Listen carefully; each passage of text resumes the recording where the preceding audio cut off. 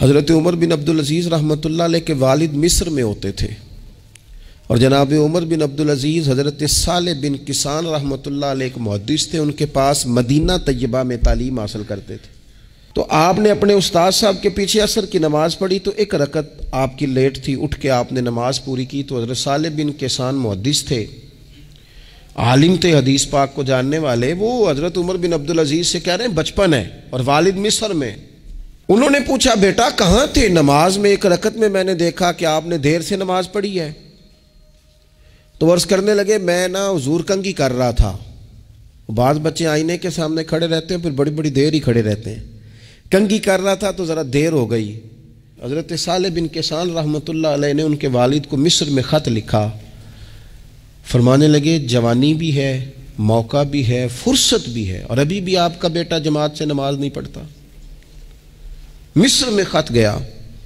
آج جب میں نے پوچھا ہے تو اس نے کہا میں کنگھی کر رہا تھا۔ اتنے معمولی سے کام کے لیے اس نے تکبیر اولیٰ چھوڑ دی۔ اب وہاں مصر میں بیٹھے والد نے یہ نہیں کہا کہ مولوی صاحب آہستہ آہستہ ٹھیک ہو جائے گا، آپ کو کیا ہو گیا ہے، کوئی بات ہے کرنے والی؟ انہوں نے وہاں سے گھوڑے پہ بندہ دوڑایا، بندہ مدینہ طیبہ آیا۔ اس نے کہا جاتے ہی عمر بن عبدالعزیز کو لے جانا حجام کے پاس اور اس کے سارے بال اتروا دینا، اور اسے کہنا پتر جن بالوں کی وجہ سے نماز رہ جائے ان بالوں کو سر پہ نہیں رہنا چاہیے، تیری جماعت کی رکعت رہ گئی پتر، اتنا بڑا کام اللہ کے حضور حاضری کا موقع تھا۔ پھر اس کا ریزلٹ کیا نکلا؟ حضرت عمر بن عبدالعزیز بادشاہ بنے، 39 سال عمر میں انہوں نے پوری امت کو خیر سے بھر دیا۔ حشام بن عبد الملک کے بھی 11 بیٹے تھے، جناب عمر بن عبدالعزیز کے بھی 11 بیٹے تھے۔ حشام جب دنیا سے گیا تو ہر بیٹے کو 10 لاکھ دینار آئے، اور جناب عمر بن عبدالعزیز جب دنیا سے گئے تو 11 بیٹے تھے اور 6 دینار تھے۔ اور جاتی دفعہ کہنے لگے پتر اپنے باپ پہ شکوہ نہ کرنا، تمہارا باپ بزدل تھا، 2 رستے تھے، یا تو میں اپنے لیے جہنم کٹھی کرتا اور تمہارے لیے جائیداد بناتا، لیکن میں بزدل تھا، دوزخ سے ڈر گیا، میں جائیداد نہیں بنا سکا، اپنے باپ کو معاف کر دینا۔ تو بچے کہنے لگے ابا جی ہم جس گلی سے گزرتے ہیں لوگ اٹھ کے کھڑے ہو جاتے ہیں کہ نیک باپ کی اولاد جا رہی ہے، اچھے باپ کے بچے جا رہے ہیں، ہمیں کوئی ضرورت نہیں جائیدادوں کی۔ وہ شخص جو یہ بیان کرتا ہے نا کہ 6 دینار چھوڑ گئے تھے، وہ کچھ کفن دفن پہ لگ گئے، کچھ اور کسی کام لگ گئے، 6 دینار کل بچے بچوں کے پاس، 11 بیٹوں کے پاس۔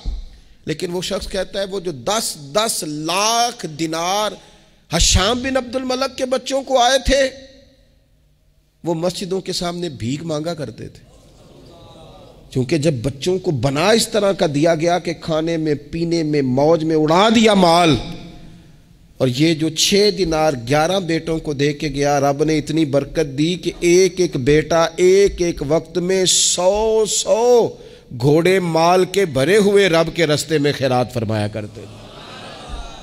اصل دولت اولاد ہے، اصل دولت اس کا اخلاق ہے، اصل دولت اولاد کی اخلاقی تربیت ہے۔ ایسا نہ ہو کہ مال کمانے کے چکر میں اصل دولت سے ہاتھ دھو بیٹھے، ایسا نہ ہو کہ بینک پیسوں سے بھر جائے اور ہماری اولاد ہاتھوں سے نکل جائے، ایسا نہ ہو کہ ہم نے یاروں کو ٹائم دے دے کے تو بڑی دور نکل گئے ہم، لیکن ہمارے بچے کے ذہن میں چند سوالات تھے، ہم انہیں مطمئن نہیں کر سکے، ہم نے نوکروں کے ذمہ ڈال دیا، فلانے کے ذمہ ڈال دیا، چچا کے ذمہ ڈال دیا، وقت نہیں دیا، ٹائم نہیں دیا۔